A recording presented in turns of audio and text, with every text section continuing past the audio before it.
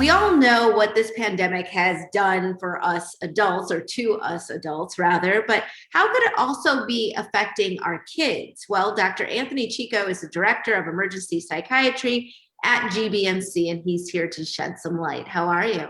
I'm doing well. Thanks for having me. I'm happy to have you here. I think this is really important to talk about.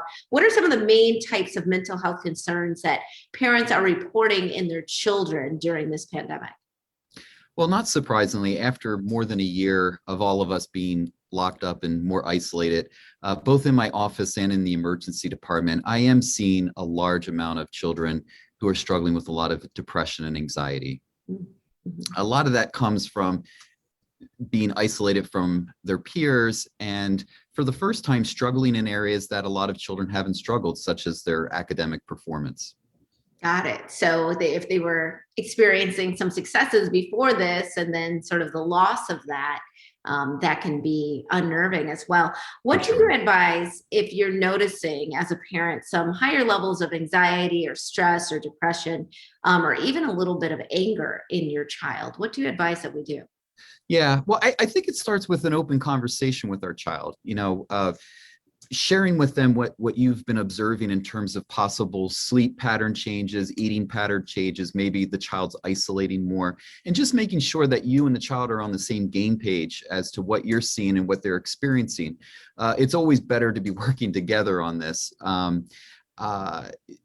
If at any time, though, this anger, this impulsivity intensifies, and sadly, sometimes I see this in the emergency department, really, it's important that more emergent treatment is sought. And sometimes parents are having to bring their child to the emergency department when there's concerns of safety.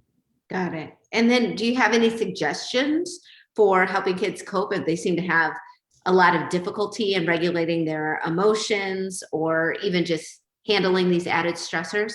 Yeah, well, I think, as we've seen things improve over time, we have to first make sure our children are aware of that they appreciate that the world is slowly opening up, and that, we have to actually start preparing them for the non-digital life again, getting them back to in-person school, getting them, a lot of counties now are starting to open up their athletics. And I think with that, there's going to be a new type of anxiety of getting used to the old ways of living. So I think we can build some hope around that, but also try to help prepare them for this transition back to in-person life. It's just really a lot of adjustment. Even going back to in-person life isn't even Yeah. the in-person life that we knew before, because now Yeah. it's masks and social distancing. So there's a Yeah. lot to navigate. And if we need help navigating that, we can always reach out to your practice, correct? Well, I work out of the emergency department, so certainly we're always there for people in our community. I would suggest to any parent to first start with your primary care physician. They know you and your family well, and depending on the severity of those needs, they can help direct you to higher levels of care if need be.